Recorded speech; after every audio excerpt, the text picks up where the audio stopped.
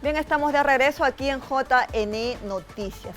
Y les comentamos que el Pleno del Congreso decidió el último viernes que la Comisión de Constitución y Reglamento reabra el tema del adelanto de elecciones generales.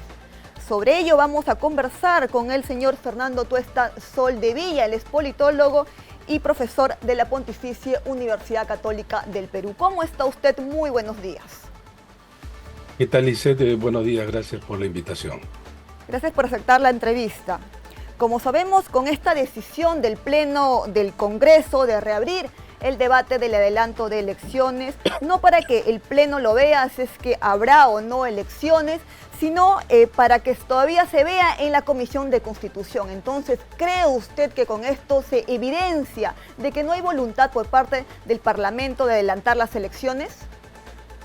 Sí, es un paso más en ese camino, ¿no? No existe, como hemos comentado en muchas oportunidades, la voluntad política de adelanto de elecciones, y esto ocurre porque los congresistas no tienen incentivos para irse.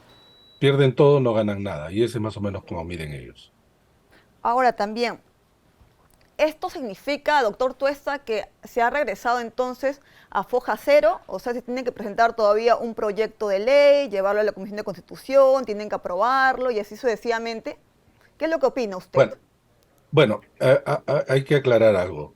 El, el viernes pasado, Ajá. lo que se decide es que se concluye la legislatura que debió terminar normalmente el 15 de diciembre.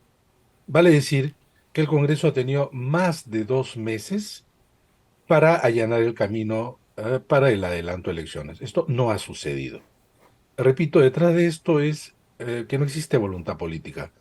La mayoría de congresistas no quieren saber nada con el tema y lo hacen de diversas maneras. Hay algunos que son más sinceros y dicen, nosotros no nos vamos a ir hasta el año 26, sino hasta el año 26.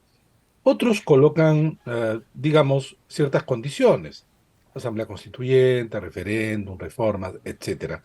Saben que cualquiera de estas medidas no va a prosperar. Entonces han ido alargando el debate. De mi punto de vista, ya, digamos, hay una cierta percepción que tiene el Congreso sobre el entorno, vale decir, sobre la situación del país. Cuando han estado más presionados y cuando las protestas sociales estaban en un punto alto, se vieron en la obligación de discutir. Pero cuando sienten que esto, digamos, va descendiendo, va adquiriendo niveles más bajos de intensidad en general, pues comienzan a alargar hasta que se tocaron el fin de la legislatura y entonces lo han prácticamente colocado el tema del adelanto de elecciones a enfriarse. Cuando digo que eh, en esta legislatura termina, quiere decir que ahora vamos a entrar a otro escenario. ¿Cuál es ese otro escenario? El escenario es la siguiente legislatura, Claro, que debe comenzaría el empezar el primero de 1 de marzo, ¿no? marzo. Ahora, vamos a suponer, cosa que es altamente probable que no ocurra, que se ponen de acuerdo y dicen, bueno, adelanto elecciones para este año, tendría que ocurrir lo siguiente: cortar esta nueva legislatura para iniciar otra y sean dos, la que permita a través de la votación con mayoría de 87 poder tener elecciones este año. Eso es casi imposible. En otras palabras, lo que se está cancelando casi por el lado del gobierno de manera inmediata es las elecciones 2023. O Pero, repito, vamos a ponernos en el escenario que se iluminan y el 1 de marzo deciden que las elecciones van a ser, digamos, en abril del próximo año. Eso requeriría una segunda legislatura de aprobación. ¿Cuándo se inicia eso? En realidad, en agosto. o sea, según lo que usted Y me es en, comenta, o sea, Si es en agosto, el cronograma simplemente estalla, ¿no? Ni siquiera ya en los términos de elecciones para abril del 24. Ni siquiera para eso llegaríamos. En pocas palabras, el Congreso lo que está haciendo es teatralizar algo que saben que, salvo algunos congresistas de diversas bancadas, que sí quieren y consideran que el adelanto de elecciones es una canalización de la crisis para dar solución a este tema tan intensamente grave que vive el país, ¿no? Eso lo están cancelando. Es que también, doctora, las protestas también han disminuido. ¿Usted considera Pues de que debería haber entonces unas elecciones ya debemos proyectarnos para el 2024, para este año no? el tema, a ver, vamos a ver, el tema logístico y administrativo se tiene que acomodar en razón de las decisiones políticas. La Constitución, que tiene candados precisos para que no se modifique de manera tan sencilla, por eso se requiere votaciones altas de 87, que son 2/3 en dos legislaturas contiguas. Ujú. También es cierto que no está escrita sobre piedra. Todo se puede, digamos, adecuar. Pero ¿qué requiere ese todos? Se requiere acuerdo político. Y para acuerdo político se requiere voluntad política, que es lo que no existe. Y no existe porque los congresistas actúan ya no de manera ni siquiera como colectivos, tipo bancadas y partidos, sino de manera individual, que es uno de los problemas que tenemos en el país. Nuestros representantes son, en la mayoría de los casos, se representan a sí mismos. Es por eso que cerca de 40 congresistas salieron ya de sus bancadas de origen del 28 de julio del 2021 a pasar a otras bancadas o incluso a más de una. Entonces, eh, ellos expresan ideas, programas, decisiones colectivas. No, es más, a veces tenemos una diferencia entre lo que dice la bancada y lo que dice el partido político y los líderes que están fuera del Congreso. En algunos casos hay una relación más estrecha, pero en la mayoría no. Esto hace además el fraccionamiento en el Congreso. Si entraron 9 bancadas, ahora hay 13. Entonces, tú tienes un fraccionamiento de tal naturaleza que para ponerse de acuerdo todos ellos es altamente complejo y difícil. Entonces, por todas estas cosas, los congresistas además, repito, no tienen incentivos. ¿En qué sentido? Uno, no hay reelección parlamentaria. Dos, no va a haber compensación económica. Nadie ha hablado por esto y por supuesto la opinión pública estaría en contra, pero digamos, no hay compensación económica. Y digo, bueno, yo me voy, pero lo que yo tenía pensado, planeado, programado de acá al 26, me lo van a dar como una suerte de indemnizarlos, por así decirlo. Algo de eso ocurrió en el año 2000, ¿ah? Dicho sea de paso, pues solo que no fue muy conocido.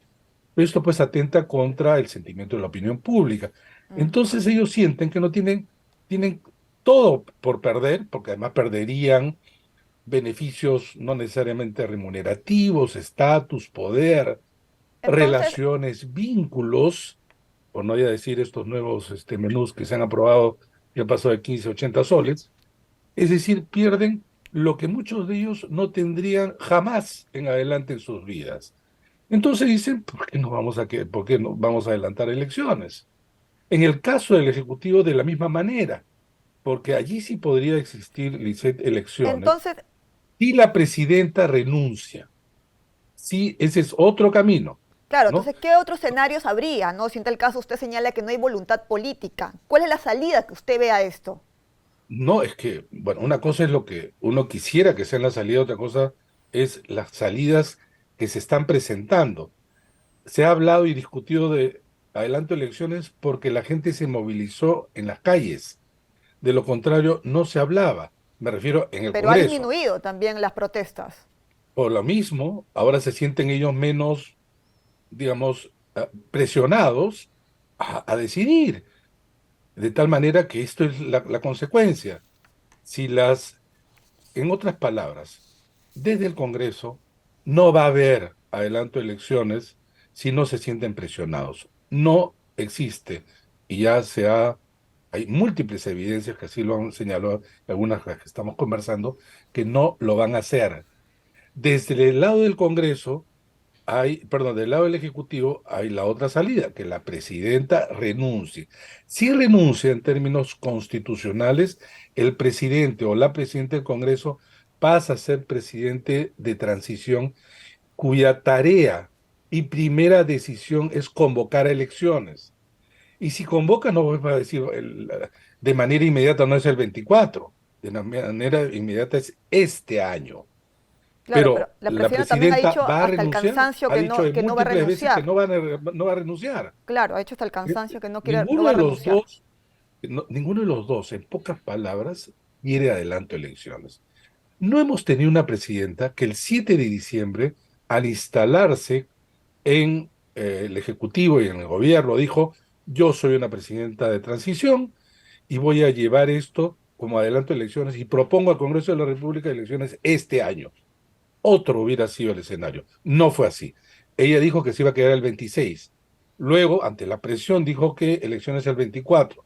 Luego cambió para el 23. Luego mandó dos proyectos, que en realidad solo uno lo discutió y el otro no tenía ni siquiera sentido.